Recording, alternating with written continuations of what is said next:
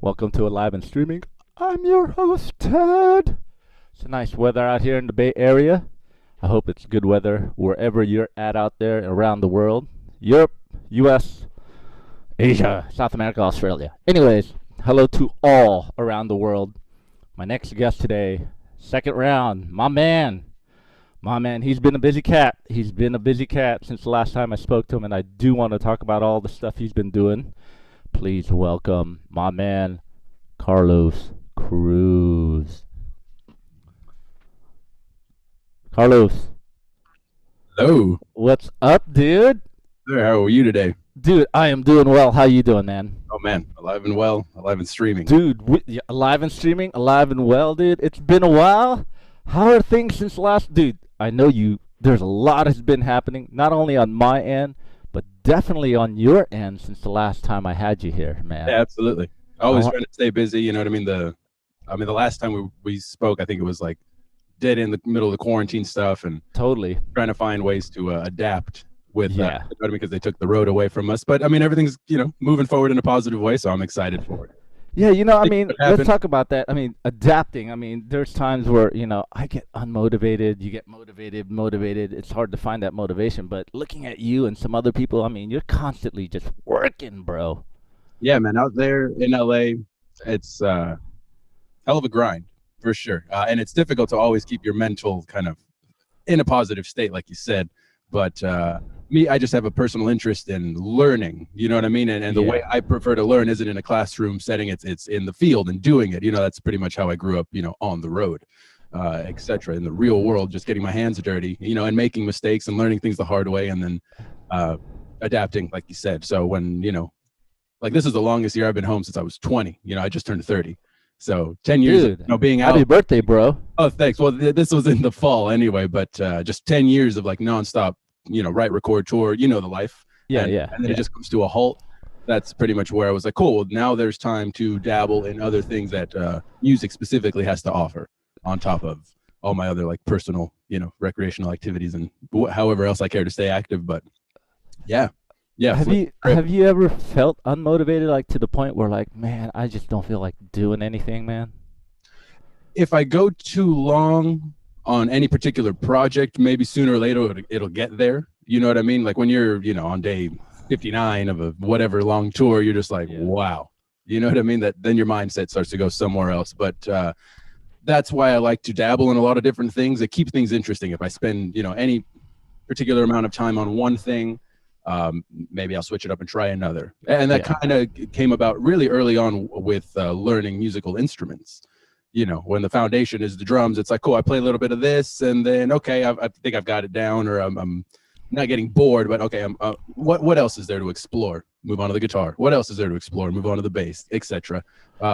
So with this past year, that's pretty much what happened, where the touring cycle for the newest Warbringer record was being set up, booked, announced, etc. And then the album comes out, and then all the tours stop. So I was going, okay, brand new record.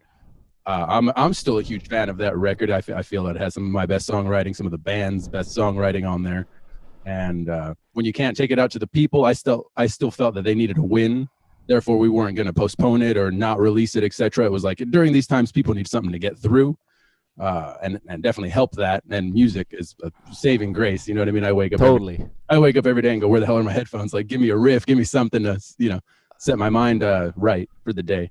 So that's when all this other stuff started to come into play, studio work for hire on other projects that I have nothing to do with, session stuff, learning my studio, learning the more technical stuff about engineering and mixing and mastering and producing and the different roles. So yeah, never a dull moment, but it's because I genuinely want to do it. So initially, like the motivation is kind of always there.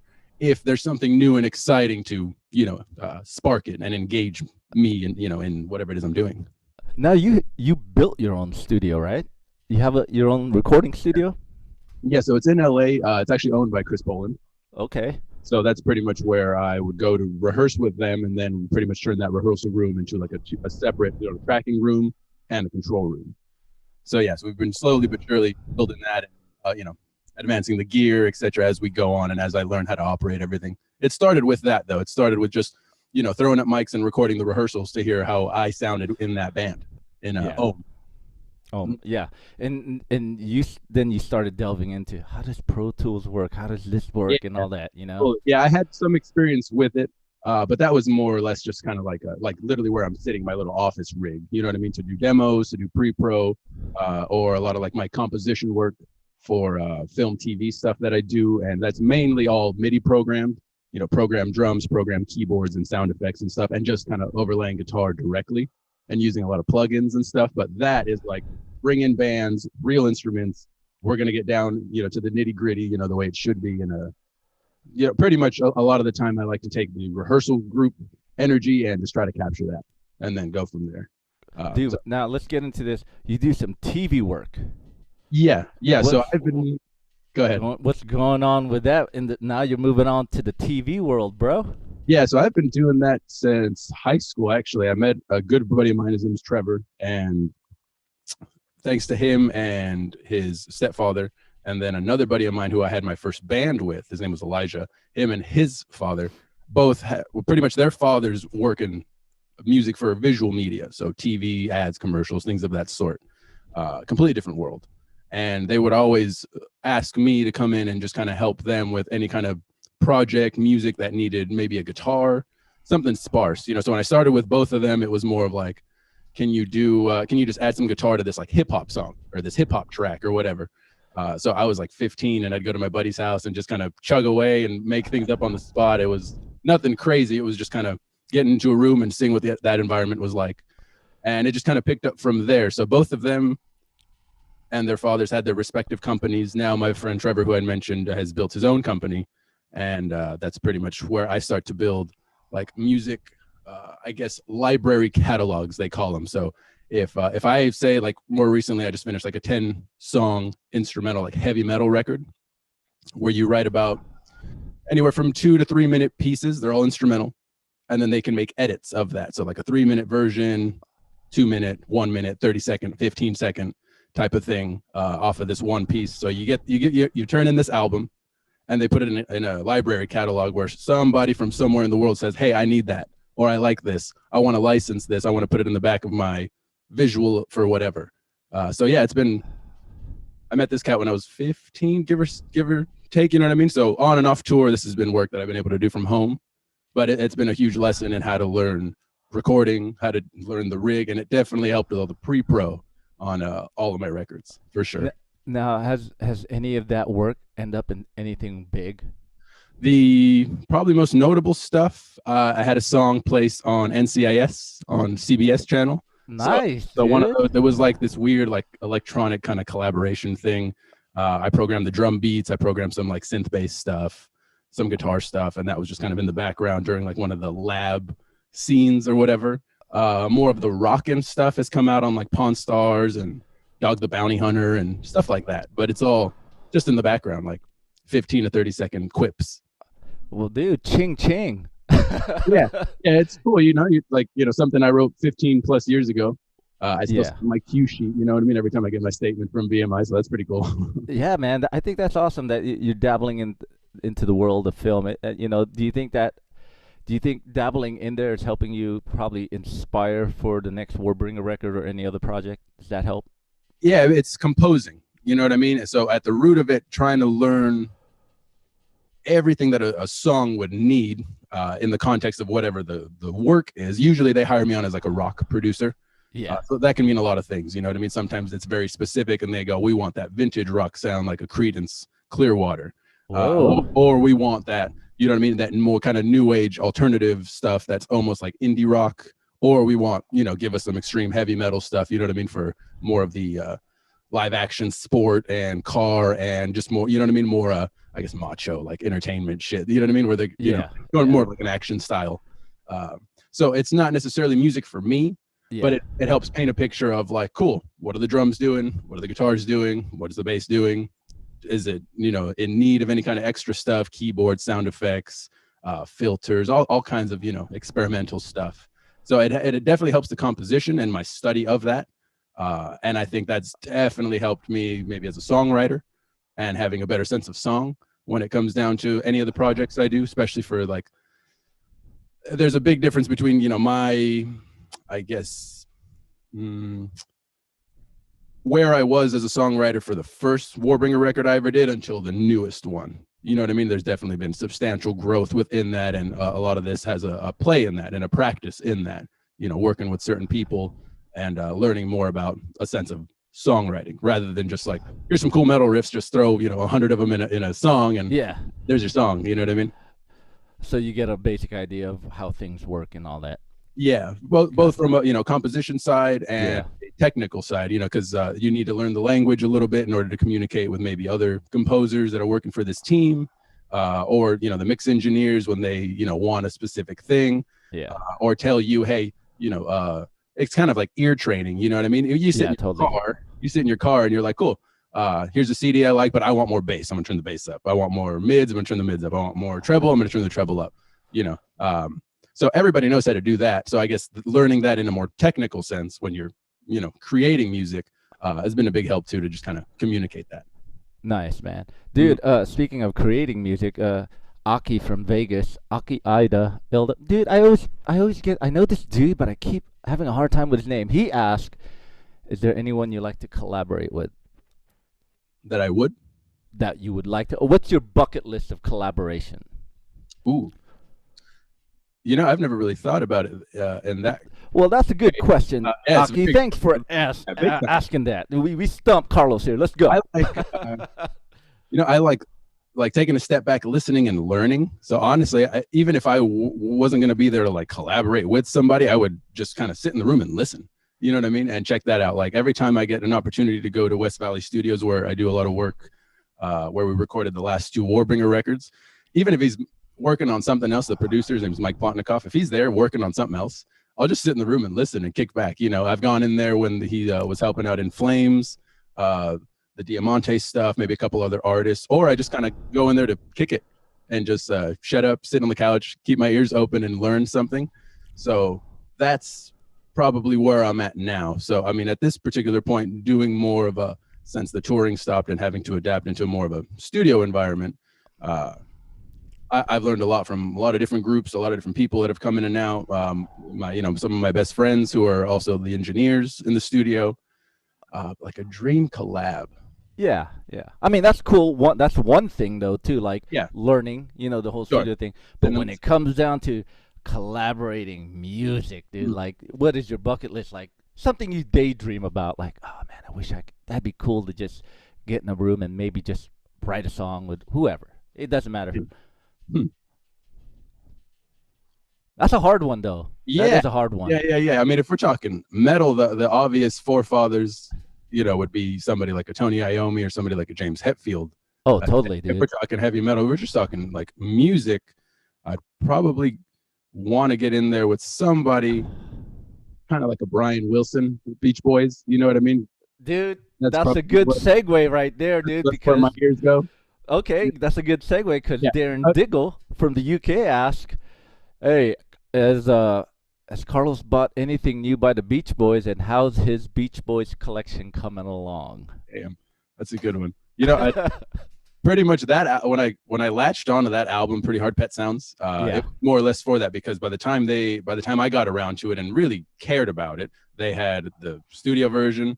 Yeah, like the Beatles do. It's like, oh well, here's the mono version, here's the stereo version, here's the whatever remix, remastered, whatever. But they had an instrumental version.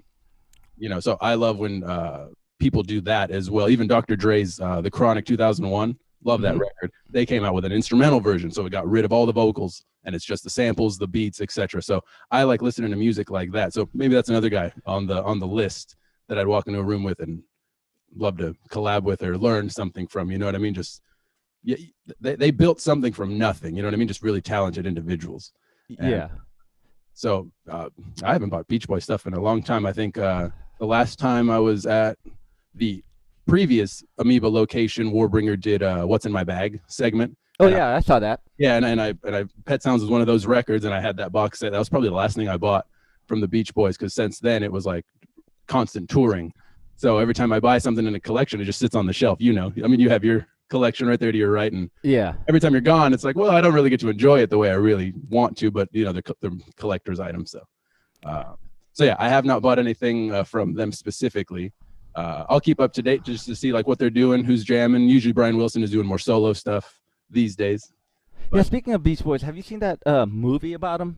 I yeah, mean, it's incredible because I've been really into like documentaries or docuseries or any talking about bands, sure. and I end up appreciating it. Like when I saw the Beach Boys, I forgot what it's called, and I Uh, saw how they recorded certain songs, and when you listen to it, you have a more appreciation of the song. You know what I big mean? time, big time, and that's kind of what I like to absorb. I'm like, well, how did they do this? Yeah, to that particular point, the movie was Love and Mercy, Uh huh. but I think it was more so like I like to look at like either the interview stuff or like the making of stuff or a lot of those classic album documentaries. Oh, I love those, dude. Yeah, absolutely. Those are some of my favorites. So that style, whether it's the Floyd, Fleetwood Mac, they get into Maiden, Priest, Motorhead, all that great stuff too. But any of that stuff, I just dive in, try to absorb it all, see what I can learn Yeah. from it. That's a big one for sure. Dude, one more question here, and I want to get Yeah, into your producing skills here, which you've been delving into. Scott Dockendorf from Texas. Carlos, what is your best memory of the late great Riley Gate? Riley Gale, man. Riley Gale. Oh, Yes, sir. Gale. Yeah, All I have right. a giant portrait of him right here on my wall, and I look at it every day. You know what I mean? I miss that guy to death, fully.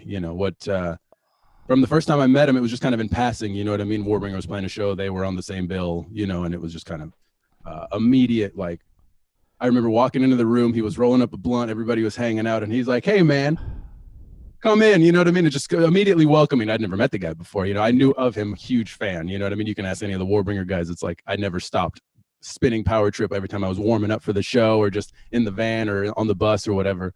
So they knew that was an important band to me. So when I got the call, actually it was a message on Instagram. You can thank Nick for that one. I think Nick and the guitarist Blake, both guitar players, reached out to me just at the same time, and then it just took off from there. So meeting somebody and being friends is one thing. In passing acquaintance is another, but sharing a stage with somebody, even if it's two different bands, is another element. Let alone being the guy behind, somebody like Riley Gale.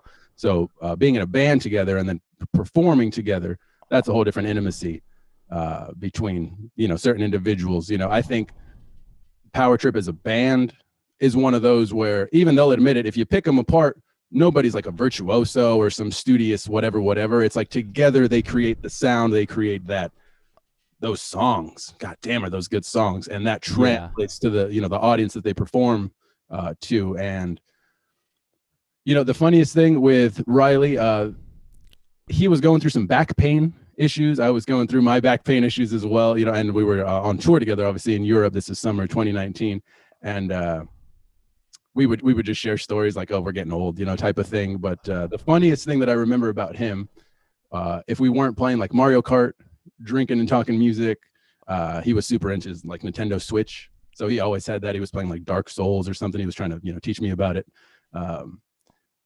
So if we weren't bullshitting around, there was one instance where myself, him, and our tour manager Logan at the time were somewhere on the bus or somewhere outside. But he came up, and it's something I don't think I've ever shared this, but he came up and he was like, you know what, Carlos, you've caused like no trouble on this entire tour. You've just been like a fucking, you know what I mean? Head on your shoulders, get the job done, like kicking ass, like the whole way through.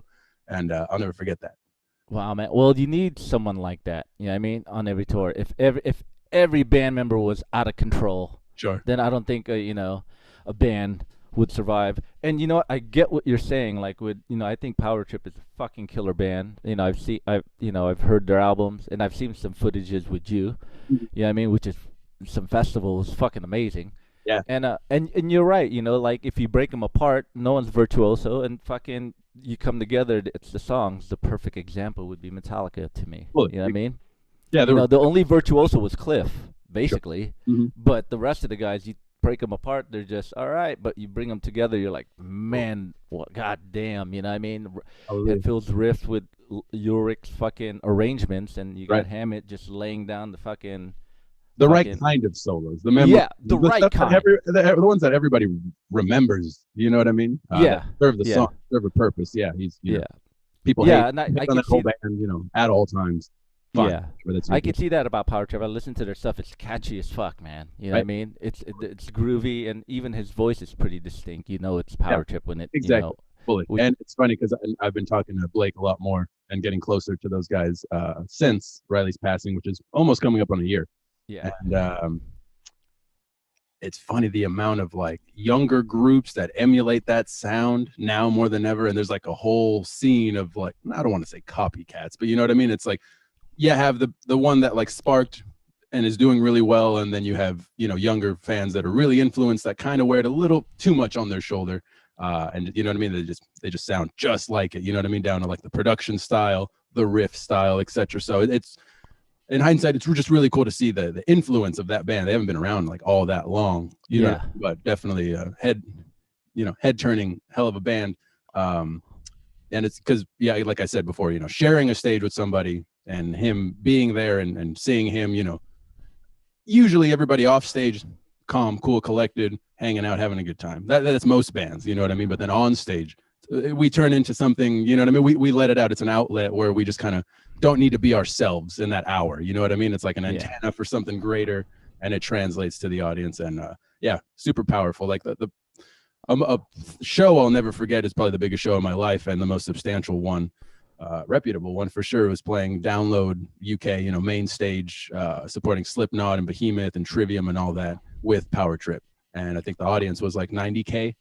wow, man. And, yeah, and I'd never been able to do anything like that to date. So it was very special sharing that stage at that moment. I'll never forget that day, from start to finish. Amazing day. And yeah, that's something forever, you know, in my heart, you know, Riley Gale. Right on, man. The last time, you know, Europe will ever get to experience him live. So I'm glad to be a part of that. Dude, speaking of band thing, you know, you ever get that moment where you're just, for some reason, because, you know, you're on tour with your bandmates, and, you know, we could share the same experience, where fucking, they're just getting on your nerves, you get into an argument, and but when you go on stage, and sometimes it adds to having such a great show that after the show, it just, you totally forget about it, or you just find a way to go, hey man, earlier it was cool, but, you know, come on, listen, you know, you find music kind of finds a way to ease the confrontation. Yeah, it definitely just kind of like levels everybody. Yeah, you know, I mean, it was like, oh, you're frustrated for this reason, frustrated for that reason. You had a shitty morning, night, whatever. You know, home life's, you know, away, and you're, you know, out of your control at that particular point. Whatever the reason. But yeah, usually, we're pretty good about talking about it. Like I usually just like to like be upfront about shit. You know, take people aside, have a little one-on-one. You know what I mean? Iron shit out, and then we get to take it out on stage. Luckily, we play, you know, extreme heavy metal, so we, you know, everybody just walks on fresh as hell, walks off drenched. You know what I mean? So whatever problems you had that day, you're gonna take it out on the stage. Yeah, You know and it makes it a lot easier when it's all over, because, you know, I've been in situations where it's tense, like the whole day leading up to the show for some reason, and it just makes for a good show. Then afterwards, everyone's like, hug. Yeah, right? Yeah, you know what I mean? So no, it's great. Yeah, usually everybody's somewhat level-headed. You know what I mean? And we'll shrug off the bullshit pretty quickly. You know, nothing that a few beers can't fix post show. You know what I mean? Where you can just kind of, you know, blast up the jams for that night, and yeah, you forget about shit. Because I mean, I get it if it's a personal thing that you need to work out. You know, some people, apparently I hear, you know, major groups where it's like, well, that member doesn't even like that member, but they're here for they're here for the job, they're here for the paycheck or whatever shit. You know, sometimes you just put up with shit because it's your line of work. Sure. Yeah. But, you know, but if it's like a group where you're happy to be there, you're excited to fucking be there with these people and create this sound and play these gigs and, you know, meet the fans and what have you, then yeah, stuff like that you can iron out pretty quickly. It's never gone to blows, that's for sure. Yeah, I've never had to, you know, bust out on anybody yet. Not yet. Don't think that'll ever happen. I mean, it's kind of, you know. Yeah, well, you know, what I've learned anyway from my martial arts studies is defense only, but we'll see. Well, yeah, it's funny you bring up martial arts, because I know a couple of people who take martial arts, especially jiu-jitsu, and, you know, it's funny because I know a dude who's like, by now he's probably like a 7th or 8th degree in Hapkido. Damn. And I've known him since I was in high school. Very cool. And the more deep he gets into his degree, the more calm he gets. You Right. know, when you're young, you just want to prove, man, I got my black belt. But when you get into those degrees, you're like, I don't want to deal with it, man. You Yeah. know? You take a step back. You know self-control. You know the discipline. Yeah. Martial arts was actually like my passion before music. I think I started when I was about 7. Okay.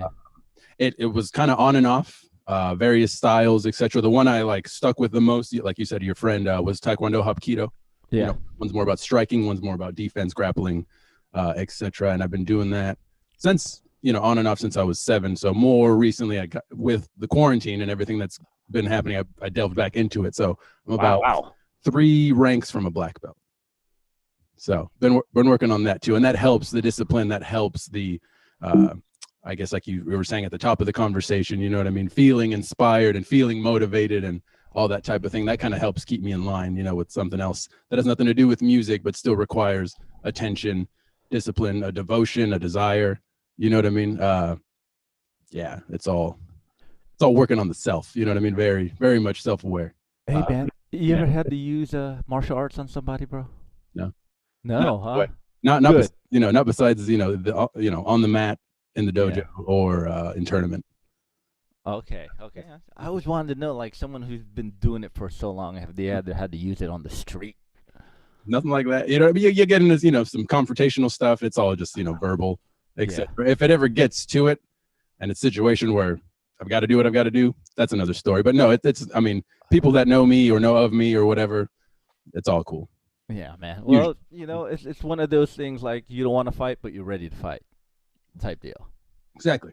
Yeah. Exactly. Mm-hmm. Dude, producing. You've been producing some bands, dude. I guess your old band Hexen, right? So not necessarily with that particular project. What sparked it was I was digging through some old stuff, cleaning out my records or whatever, and I found both of the CDs. So the band has 2 albums. Okay.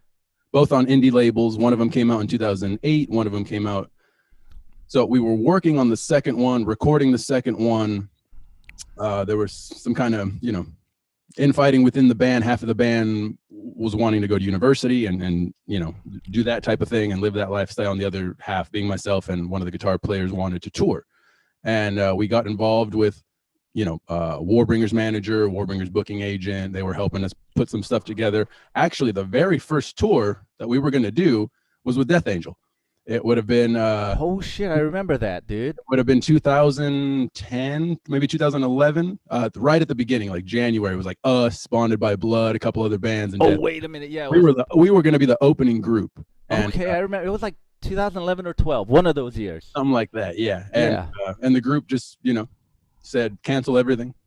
We don't want to tour. We don't want to do this, etc. So pretty much that's when I left and joined Warbringer. Okay.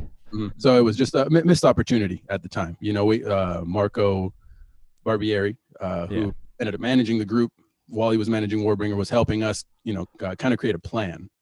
And it just didn't work out, unfortunately. But, Warbringer was going through what they were going through with the drummer at the time, Nick Ritter, rest in peace. And that's when I came in, when we started jamming together, and I moved on into the Warbringer. But you're working with Hexen right now, right? So what ended up happening there was I found those records and they're out of print. I get people hitting me up all the time going, hey man, I don't know where to find this CD, but if I do find it on eBay or something, it's like $50 to $90 plus. And I'm just like, why? So in the back of my mind, I was like, you know what? This was never released on vinyl. And what I like to do is collect vinyl, especially the ones that I work on, and I frame them and I put them on my wall. You know what I mean? My mother has all her degrees, you know what I mean?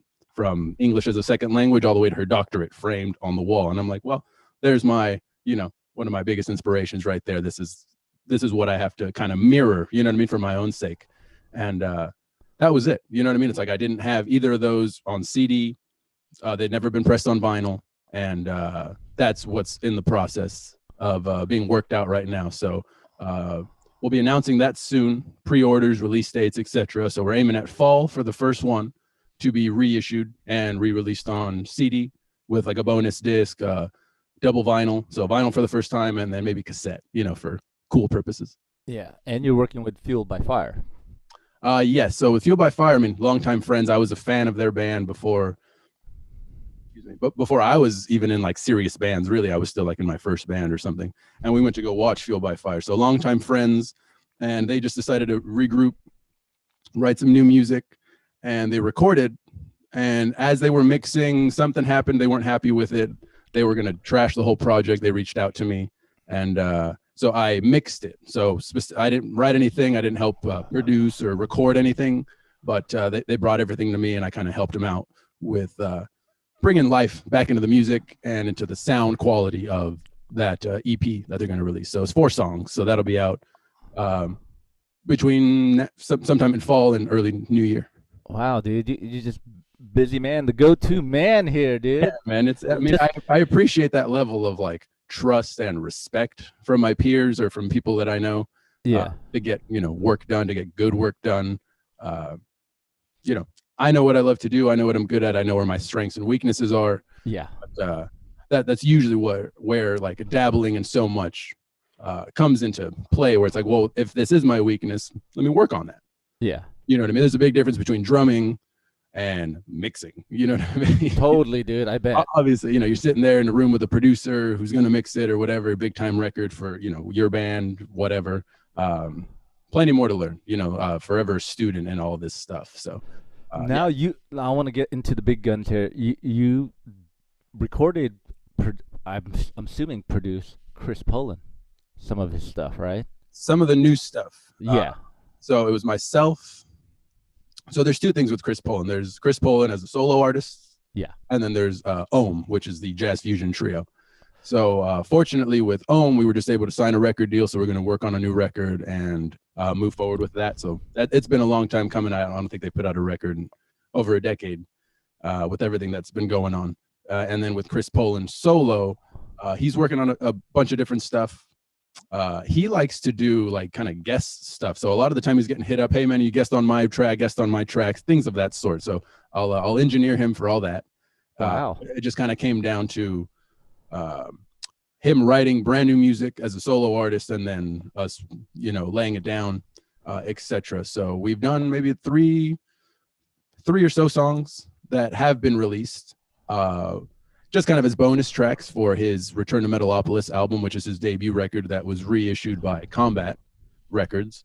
And obviously there needs to be a follow-up, and he's working on a book, to my knowledge, and stuff like that. So there'll be new media from Chris Poland, soon. But yeah, every time I walk into the room, I'm just like, what the hell am I doing here? Like, if I was 15 Chris Poland, it's old, and it's like the first 2 Megadeth records are some of the most important to me, yeah, totally. As far as obviously I remember the first time I heard Mechanics and I was like, wait, this is 4 Horsemen, but I didn't know the backstory. I was super young, but then you learn everything, like, oh, okay, now I put the puzzle together. But the drumming, Gar Samuel, yeah, man, on those first 2, insane. We're talking dynamics. Like I learned so much from just listening, and then I walk into the room and there's the guy, that played with Gar. And they even had a band in prior to Megadeth. Obviously it was called the New Yorkers, so they'd been together since the mid 70s.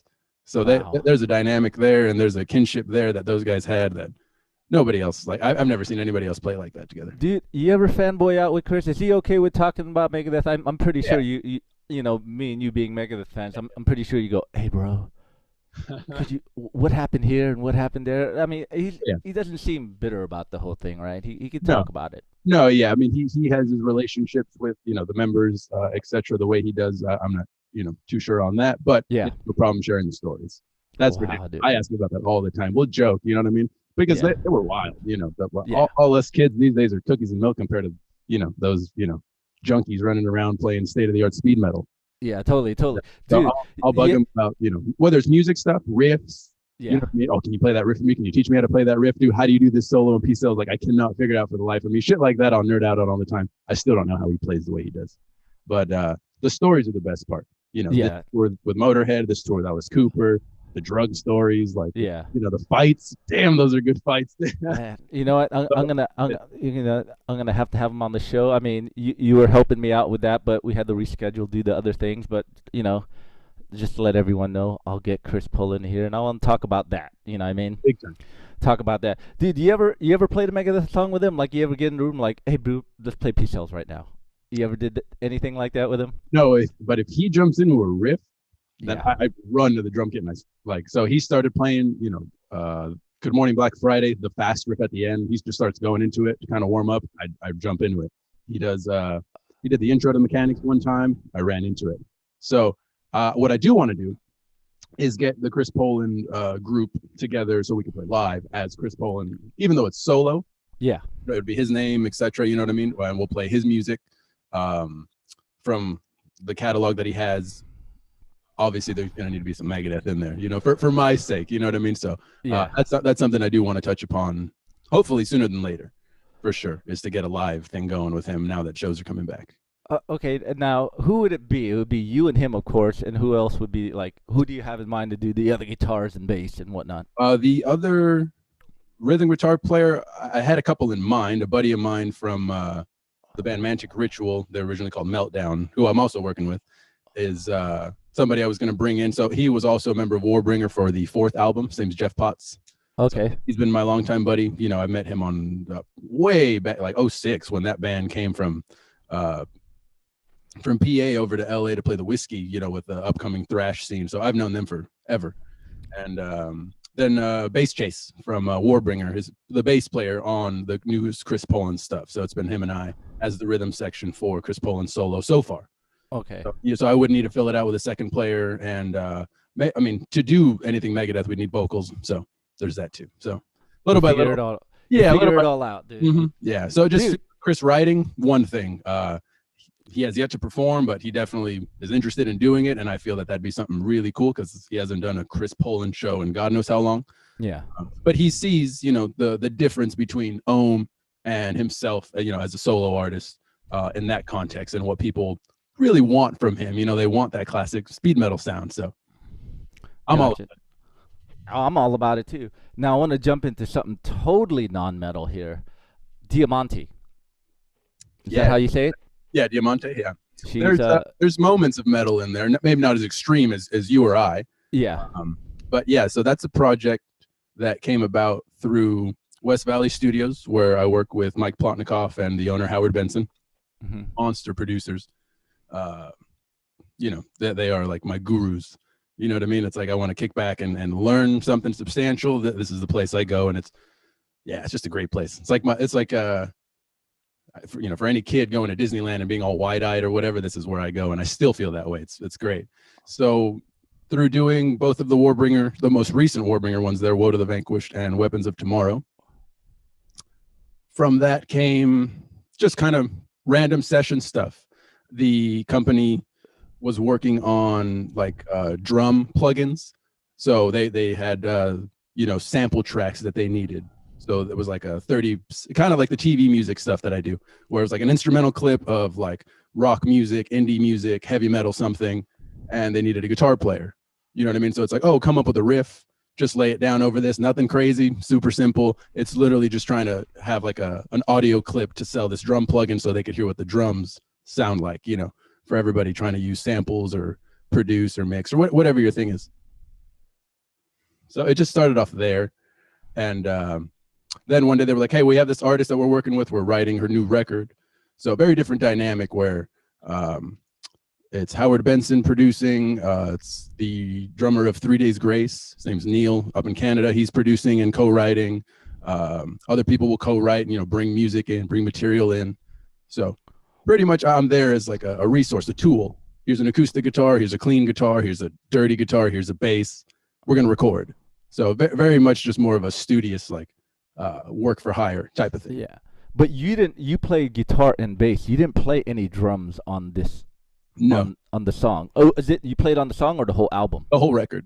Maybe with the exception of like 1 or 2 songs, but the majority of it, I'm pretty much the rhythm guitar player, the cleans, acoustics, and the bass guitarist. So you played on the song American Dream. Yes. Wow, dude, I'm gonna play that one, dude. Like it's when I found out about it, I listened to it. It's different. It's not. There's metal elements for sure. Sure. But it's a really good song. But Cool. It was like, man, I thought you played the whole thing, but now you played just guitars and bass. Fully. Yeah. So the in-house like drummer that they have. His name's Joe Rickard, good buddy of mine. I met him when we did the Warbringer records. He was pretty much like the drum tech. You know, he'd bring in, he'd set it up, he'd tune it, you know, to the producer's liking, and then we'd kind of adjust it to my taste. And then he ended up playing for In Flames for a while. So he's on, I think, 2 In Flames records.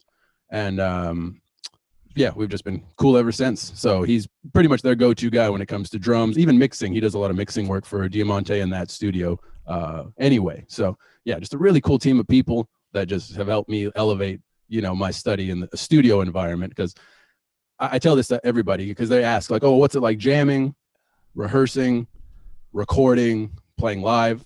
Everything has its own practice. Everything has its own environment. They're very, very different from themselves. Even if you're playing with the same band and playing the same song, the way it translates from the garage to the, you know, to the, you know, to the stage, you know, to the recording room with the red light on, you know what I mean? Yeah, very, very big different energy, even though you're doing the same thing with the same people. So did you write the song American Dream? No, I didn't have any, pretty much when it came down to the writing, it was like Diamante, the producers, you know, and her people. You just lay down the guitars and bass, right? Yeah, so they'd send me demos, scratch tracks, little things like that. I'd run in there, help them dial in a tone appropriate, like for the song or even for the part. That's the thing I love about working with these guys, where maybe the verse needs this type of sound. Yeah. And even though the chorus also has distorted guitar, maybe it needs to be a way different sound, different guitar, different, you know, gain setting, whatever. So it's really cool.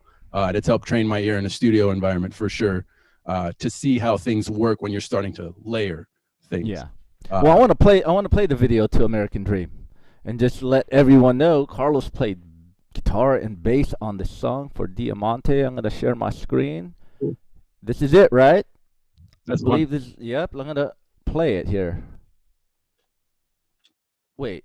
You're my American dream, nicotine and palm trees. Give me that red, white, and blue. Oh yeah.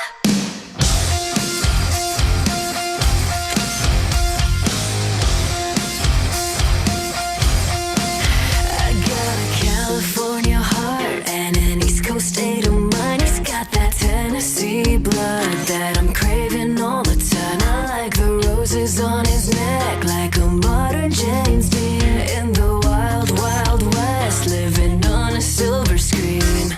Kiss me hard, say it slow. I never wanna see you go. You're my American dream, nicotine and palm trees. Give me that red, white, and blue. Oh yeah. You got me doing bad things in your new Mercedes, baby, we're red, white, and blue. Oh yeah. Like an American dream. You're my American dream. I got a classic kind of soul with enough to no good smile. It's like that old school rock and roll that never goes out of style. I like the lines across his face, like he's seen a thing or two. And if he ever left me, he'd leave me dark blue. Kiss me hard, say it slow. I never wanna see you go. You're my American dream, nicotine and palm trees. Give me that red, white, and blue. Oh yeah. You got me doing bad things in your new Mercedes, baby, we're red, white, and blue. Oh yeah. Like an American dream. You're my American dream. In the wild, wild west, like a modern James Dean. Roses on his neck, living on a silver screen. You're my American dream, nicotine and palm trees. Give me that red, white, and blue. Oh yeah. You got me doing bad things like it's 1980s, baby, we're red, white, and blue. Oh yeah. Like an American dream. You're my American dream. Like an American dream. You're my American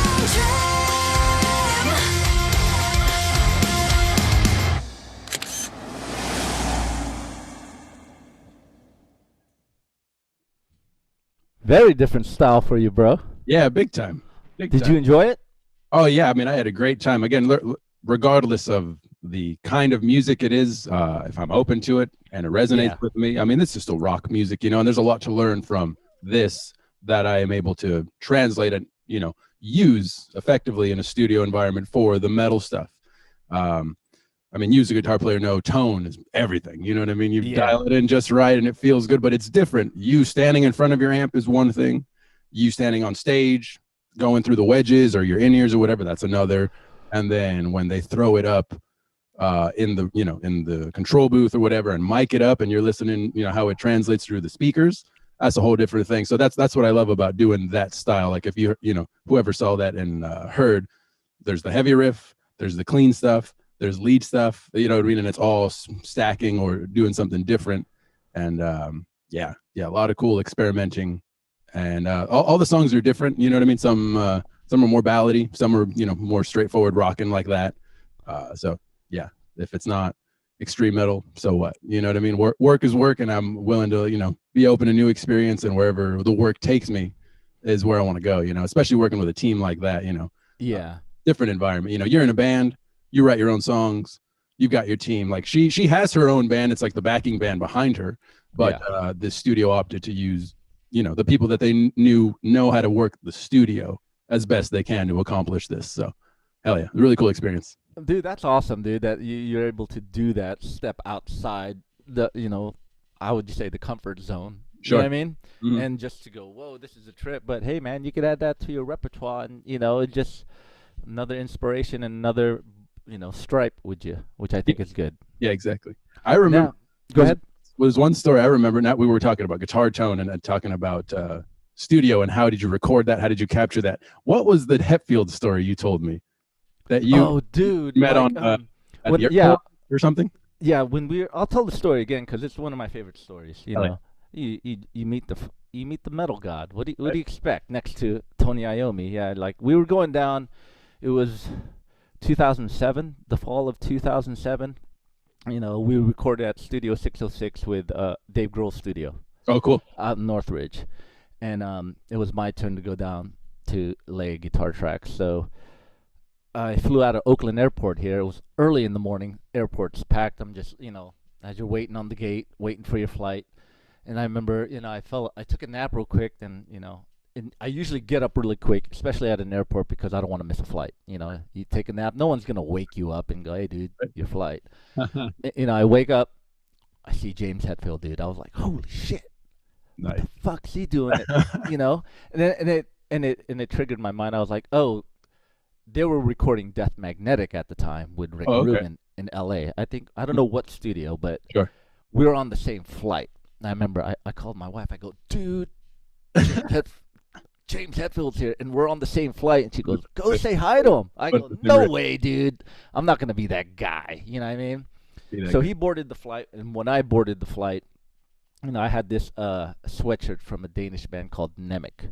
I don't know if you ever heard of them. No, but they played some shows with Metallica out in Denmark. Oh, cool. Yeah, so that was around like a while back. Then I got on the plane, and he noticed my shirt, and he actually said, hey, that's a cool sweatshirt. And that left the doors open. I'm like, okay, dude. Boom. I introduced myself, and he actually said, hey, man, have a seat next to me. And I was like, dude.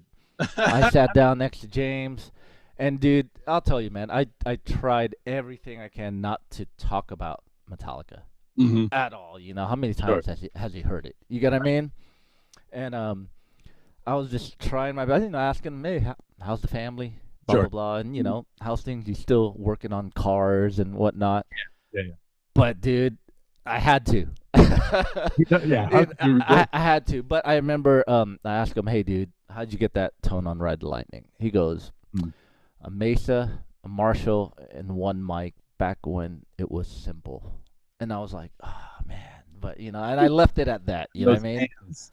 Yeah, and those of course, those hands. But, yeah, but, it was, I left it at that. But, yeah, I mean, how could you not, he has, for metal, they have the king of tone. He's the king of tone to me. Yeah. You know what I mean? Fully. When you hear him live and in the studio, you're just like, when we played the to this year marks their 40th anniversary. We Mhm. played their 30th anniversary at the Did you? Yeah. Fillmore. Fully. You know, I mean, and we played. We had a great show, and I remember on the floor as I was watching, and as soon as he came up and he hit, I think it was Battery or something. When he hit that first riff in the tone, when you hear it, you go, "You won." Right. I walked away. I go, "You I won." don't care how expensive my rig is, how pro my tech is. Yeah, Yeah. you won. I'm You gonna won. win. Yeah. So yeah, that was, and from there on, I ran into him. And very nice dude. You know what I mean? Yeah. Very, very, very cool dude. And I always kind of keep it short with him. You Oh. know, like, hey, how you doing? Cool. You know. So But do you prefer, we're talking tone, obviously, we're talking Hetfield going from like his Marshall days, on the first record to the Mesa stuff. But even even within that Mesa stuff, there's like so much variety, such big of a difference if you're going Lightning Puppets, Justice, Black oh Album. yeah, I prefer the Mesa stuff. I mean, at the time before I was okay, we're getting into Guitar Geek here, but I don't care. Let's do it.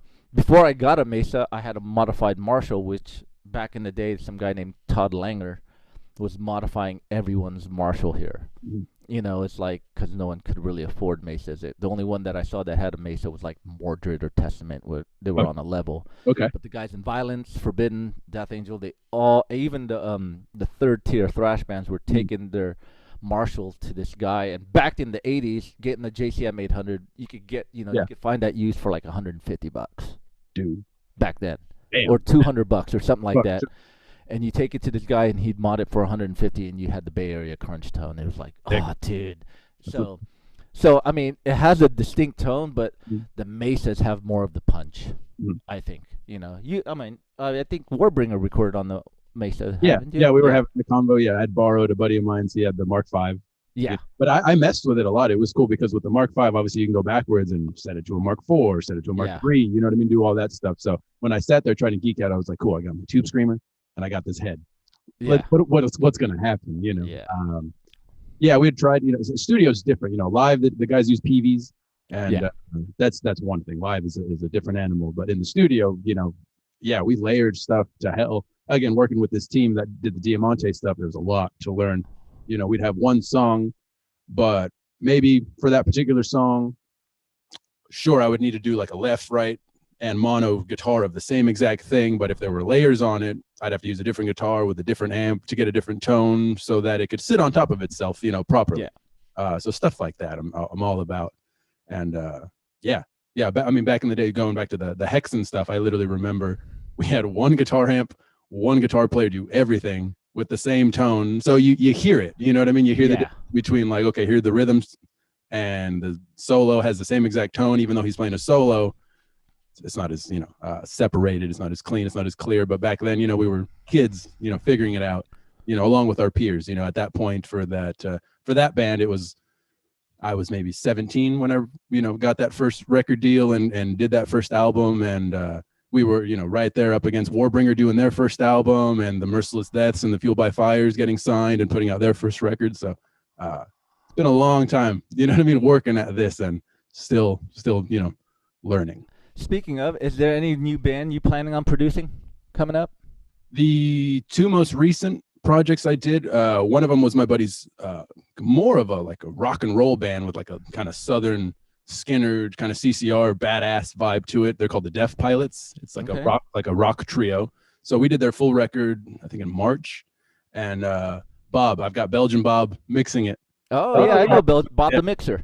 That's right. Yeah. So he's mixing it for him right now. They're like super happy about it.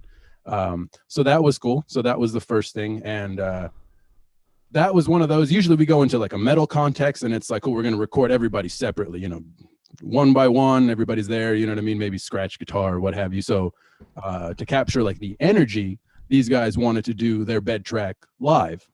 So it was like, everybody's going to play together. So that was cool. That was a new experience.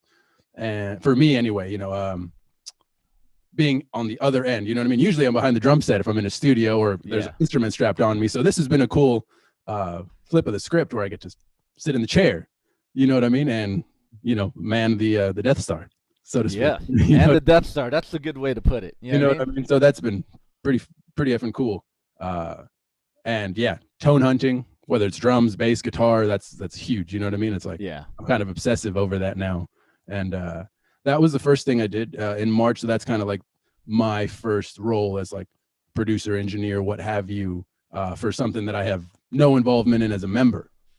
And then more recently, going back to Hexen, the first record, my buddy who plays guitar on that record, his name is James Lopez. He has a new group.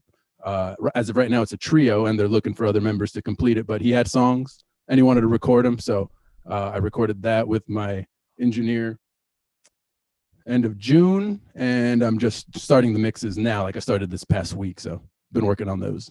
Nice, dude. Busy man, dude. And speaking of busy, bringing it back home full circle, Warbringer's got a European tour next year, dude. Dude. Oh yeah. This right here, bro. What is up with that, dude? You guys are out for 2 months on this 2 tour. months. Good.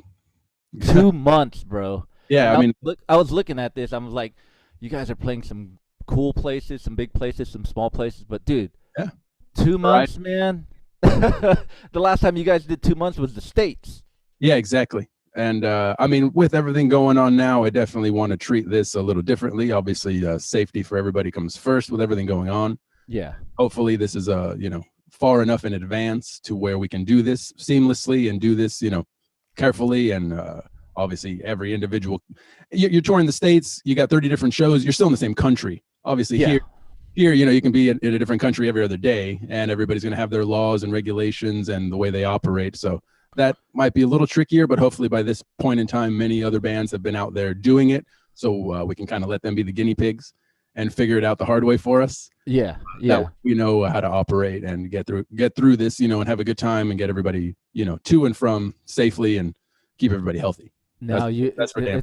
It's a good build, you guys. In yeah, I'm Nervosa. excited. Yeah, Warfek's newest record is badass. Nervosa's newest record is killing it. Pretty much we're all Napalm Records bands. You know what I mean? So they put it all together. And Napalm Events put it together with our new booking agents. For Warbringer, we've got a new agent, Doomstar Bookings, out in Europe, and then here we're on Continental. So yeah, it's been cool. So things will start picking up again. This is just the first one that's been announced, and this is like the 4th time we've had to reschedule the U.S. one. Okay. But yeah, hopefully this fall, November, December, we'll be out with a badass package, some thrash band you might know who are peers of ours, and then some other stuff that we're mixing into the blend for the bill, some hardcore stuff, some death metal stuff. But that'll hopefully be November, December of 2021. So okay. Hopefully we'll start in the States and do a month throughout the holiday time, right before Christmas, and then do Europe after the New Year. Dude, on that European tour, are you guys sharing a bus? Hopefully, still working all that out. Yeah, dude. I don't know how they're operating with distancing and all that type of. Oh yeah, dude. Whatever. But if we can cram all of us into a damn bus, then it's gonna be a good time. Yeah, I mean, if you're gonna do, it's a long. It's a long tour. I mean, you started in Germany and you ended in the UK in Manchester. It's dude, 2 months. If you're gonna do 2 months of touring, I'd prefer to do it in Europe, but I'll do the US too. Yeah, you could cover once you're done with this 2-month tour, you've covered Europe already. You know what I mean? You can go back and hopefully do festival stuff, and it's kind of more sparse rather than like every little nook and cranny. Totally, dude. And city. Fully. Now, the last time, go ahead. Just the last time we toured was the fall of 2019, so it's almost 2 years ago. Yeah. You know what I mean? Yeah. So everybody's just like, cool, hit us. 60 days, let's do it. It's been too long, especially when you've done it for 10, 20, 30 years straight, and it's abruptly taken away from you. So like I felt it when everybody that works crew, man, lost work and lost opportunities. All the bands that were putting out new records or all the upcoming whatevers that were announced, etc. So yeah, it was a major blow. Yeah, dude. 2 months, man. That's a long time. But I'm glad you guys are back going. I'm glad we're gonna start to pick up in October, November. Cool. Yeah, I saw that. I'm excited. Yeah, dude. It's cool. Like 2 shows in Joliet sold out. I heard Anaheim sold out. Yeah. I think San Diego is about to sell out. There's a lot of stuff about a lot of shows about to sell out. So right. it's a good package. It's a good package. You guys saw it. Unfortunately, you had to cut it short and everybody got sick and everything the first time you did it in Europe. But yeah, hopefully this time around in the States, that's where everybody's from. Yeah. So yeah, quintessential band for our scene here. Totally, dude. Hey, now, Carlos, a lot of things have changed since the last time you've been on, and now that we're winding down, I'm gonna ask you 12 questions. Call it the Dirty Dozen, and Dirty I'll dozen. fire away, and you could answer Cool. as we go. Mild or spicy? Spicy. Oh, okay. Dogs or cats? Dogs. All right. A movie you could watch over and over again. The Karate Kid. Part one? Part one. I mess with 2 and 3, but I'm also from Reseda. Okay. And martial arts was my thing growing up as a kid. So as soon as I saw that movie, like it latched. And that's funny. It's my reference to wherever I am in the world. If I'm on tour or whatever, and they go, "Oh, you're from LA," and I'm like, "Yeah, what part?" They want to get specific. So I'm like, "Have you ever seen The Karate Kid?" He moves from New Jersey to Reseda. That's where I'm from. I'm from Reseda. So I literally the apartment complex that South Seas. Yeah. That's in pretty much every movie. It's right here up the street. I drive by it on my way to wherever, like every day. Really? Yeah, so it's hometown shit. So it hits close to home. It's just something where at first I was like, cool, karate. And then now I go back and I'm like, oh, Mr. Miyagi. And I dig more into the philosophical end of things. And you know what I mean? Right. Do you like Cobra Kai? The show I do. Okay. I started watching it. I obviously prefer all the adult content where it's, the old school characters. Yeah. You know what I mean?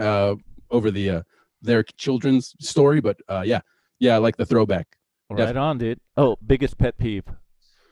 Oh, damn. Drivers that don't use their damn turn signal. That's a new one, dude. Fuck, I don't dude. like that too, but Oh, man. that's a new one, bro. Let me know where you're going.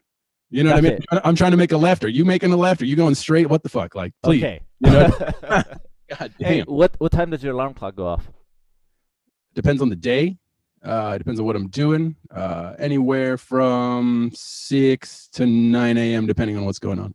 Oh, depending what your schedule. Yeah, exactly. All right. Wow. A song you love to sing when you're all alone. Oh man, more recently I've just been cruising. I've been putting on some more of the 80s stuff just to get a good time. It's summer out here. It's it's good to be outside again, soaking in the sun. But yeah, I've just been bumping jams in the car, anything from like Dawkins to Def Leppard to Oh, nice, more dude. like that uppity, just kind of badass rock and shit. But if I'm at the gym, then it's I'm fucking pumping and I'm listening to death metal or whatever extreme stuff to get me through it. But a song that I like to sing. It could be anything. Yeah, I'll sing anything really. You know what I mean? Just to belt it out, learn it. I do like following pitches and working on my own vocals. I'll sing occasionally if I'm, with an acoustic or whatever. The most recent song I've been singing and playing for fun has been Grim Reaper, See You in Hell. Oh, okay. Yeah, Whoa. but it's the three chords, so I can just strum that and then just sing. There So you go, dude. that's That's been a a fun- catchy tune. big That's a time. catchy tune. Yeah. Yeah. Hey, dude, your dream vacation. Damn. Since you and I travel a lot, luckily we've gotten to see places, but maybe see in that context where we're there to work and there's a Yeah. schedule, so we don't get to really absorb anything. But I've never been to Hawaii, so I would put that up there. Wow, dude, that's a lot of people have said Hawaii on my show. Never been Wow. for work, business, leisure, whatever. Japan is usually my second. So if I had the time to really spend time there and absorb it all and travel, etc., that's peak as well. All right, man. One thing about you that probably annoys others. I don't know how to turn off. You're just on the go? Yeah, you know what I mean? I do my best to, now more than ever, I've learned the hard way, you know what I mean, to not have tunnel vision and that there's more to life than just work. In the last 2-3 months, there's been more personal stuff, family stuff that's happened that's been an eye-opener. And I put, pause on a lot of things and turned off and reevaluated, you know what I mean, priority and things of that sort. And but that's probably, I don't know how annoying it is, but just something of just like, we need you. I'm not available. Oh, okay. You know Okay, what I I'll mean? shut down. Like, yeah, balance. You know what I mean? Exactly. So that's been the biggest thing. You know what I mean? There's more to life than just constant work, Gotcha. as much as I love it all, but priorities change. Your favorite smell? Ooh, driving by the In-N-Out. In-N-Out Burger? Just driving by it. You know what I mean? Oh, that's a new one, dude. Not even being there, but just driving by and your windows down and you could smell that shit, or just anybody that's like grilling up a storm outside. It's probably Okay. But Okay, specifically, like the one that just immediately, like, because there's one right off the freeway where I live. So Okay. every time I'm getting off the freeway, even though it's on the other side of the bridge, Still smell it. Oh man, In and Out. That's a good one, dude. That's a good one. Hey, an instrument you wish you could play. You probably know how to play everything. Wish I could play. Let's see. I'd probably hit either like a violin or like a cello or something of that sort. I'm sure if I gave it a try, I could figure it out, because it's the same kind of idea as guitar, but not quite. But that would definitely be something, because I dabble with keys a little bit. Obviously, I wish I was a hell of a lot better, but yeah, something like that. Either violin or cello would be All dope. right. On a scale of 1 to 5, how good of a dancer are you? We'll go ahead and give myself at least a 4. Yeah, dude. At You're least. probably you and Will Carroll are probably the only one that said Yeah. 4 on my show. Everyone's like -1, Yeah. 0. Well, Hey, dude, we're drummers. We know time. We know rhythm. It's like, what's Yeah. the song? Usually the songs are straight 4, so you can just, start jiving. there you go, dude. All right. Like, yeah, I have a large Mexican family as well. You know what I mean? So music is always there. Party is always there. Good times is always there, and we like to dance. You know what I mean? So it doesn't matter what's playing, you'll figure it out. It's There you go, dude. You and Will Carroll. I love it that you said 4. It's awesome. It's awesome. And the last one, what'd you have for breakfast this morning? protein shake and a nice coffee. I have yet to eat, but Okay. usually I wake up and I'm like, eating isn't the first thing. You know what I mean? But I definitely just have something in me to just get the body working. Gotcha. So yeah, I'll do my best to eat every like 3 hours or so, just in small increments. You know what I mean? Because I'm always on the go. And I've learned from massive weight loss over the past 15 years, my body type and how it works and how it doesn't work. So if I just have like one meal a day, that's bad for me. You know what I mean? Because it just kind of sits there and it gets stuck. But if I'm just like constantly just kind of here and there, then metabolism's working, using the energy to keep me going. So I've learned that about myself. Right on, dude. Well, dude, Carlos, thanks for coming on, bro. Oh man, thanks for having me. Really appreciate it. The floor is yours. If you want to let everyone know what's going on, any good news, I think we covered it all. If they want to check out some new music, new bands, hey. Right on. Appreciate that. No, thanks again for having me, Ted. It's always a pleasure being on here. And yeah, the rest of the year is pretty much new releases. We've got the Hexen reissues that are in the works. Working with a group, Mantic Ritual, again, that we just signed a deal. So we'll have a 7-inch coming out, then like a follow-up EP, and then a follow-up new record, hopefully next year. The Chris Poland and the Ohm group, we're back on stage playing the baked potato again, often, maybe every other month or so. So shows are coming back. Excited about that.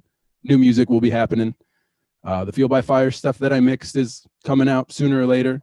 And yeah, pretty much the production stuff is just work I can do while we're here at home, but very excited to get back out on the road. So again, Warbringer will be back out supporting the Weapons of Tomorrow album. Fingers crossed, November, December in the States. And then obviously we saw the Nervosa tour for next year. So yeah, it'll be pretty jam-packed, pretty busy, but I'm excited for all of it. Dude, I hope we cross paths soon, bro. Oh, big time. And just hang out and just talk shit. Talk And we could just talk music and talk shit. You know what I mean? Yeah. We need that. We need that. Absolutely. Everyone, Carlos Cruz, the man. Thanks for joining live and streaming. Everyone, have a good Saturday. Carlos, stick around. Yeah, definitely. And everyone, I will see you guys later. Cheers.